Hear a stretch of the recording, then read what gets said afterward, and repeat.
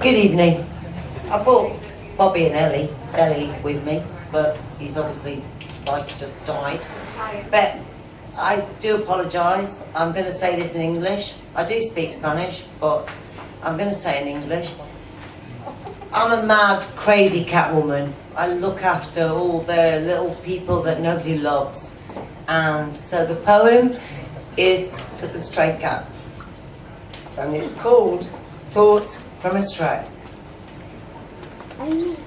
Will she be waiting for me when I call? Sometimes I come in vain. I sit for hours with folded paws in the sunshine and the rain. Closer, Amanda. It's not that I have other things to do, but wait and yet I sometimes feel unhappy in case you should forget.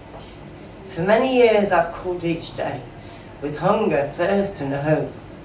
She's the only friend I have who gives me strength to cope. Although I've always lived alone and sleep beneath the stars, I need to know that somebody cares if I should live or die. Thank you.